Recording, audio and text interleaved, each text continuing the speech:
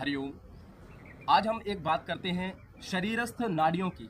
शरीरस्थ नाड़ियां 72,000 हैं, कहीं कहीं जगह पर 3.5 लाख नाड़ियों की भी बात आती है। लेकिन जो मुख्य नाड़ियां हैं वो है इड़ा, पिंगला और सुषुम्ना।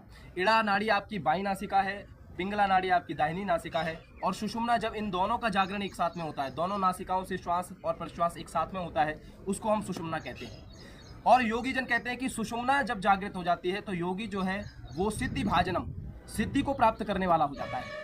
इसके पीछे का रहस्य जानते हैं।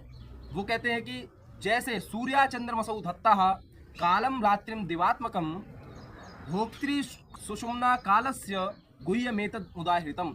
हठ प्रदीपिका का चतुर्थ उपदेश का 17वां श्लोक है।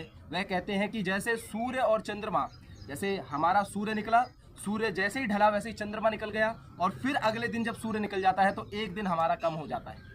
वैसे ही आपके शरीर में भी अगर राइट नोस्ट्रल चल रही है तो ये सूर्य स्वर चल रहा है, लेफ्ट नोस्ट्रल चल रही है तो ये चंद्र स्वर चल रहा है।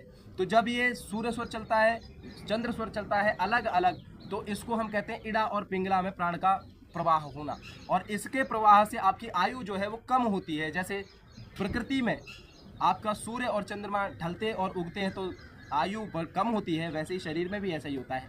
लेकिन कहा भोक्तृ सुषुम्ना कालस्य, आपकी जो सुषुम्ना नाड़ी है, आपकी जो मध्य नाड़ी है, इसको हम जो ब्रह्मरंध्र कहते हैं, महापथ कहते हैं, ये जब जागृत हो जाती है तो ये गुह्य रहस्य है और ये पूरी तरह से आपकी जो काल है, आपका जो मृत्यु का भय है, उसको नष्ट करने वाली हो जाती है। तो आप भी जब नाड़ी शोधन करें, आप भी जब अनुलोम विलोम प्राणायाम करें, आप भी जब कपालभाति भस्त्रिका का प्राणायाम करें, तो निश्चित तौर पर यह मान लीजिए कि आपकी ये सुषुम्ना नाड़ी ही जागृत होगी। और ऐसा मान करके जब आप अभ्यास करेंगे तो आपके शरीर में एक स्फूर्ति के साथ में जो आपकी आयु है वह भी लंबी हो जाएगी। इसका प्रयोग करके देखिए। हरि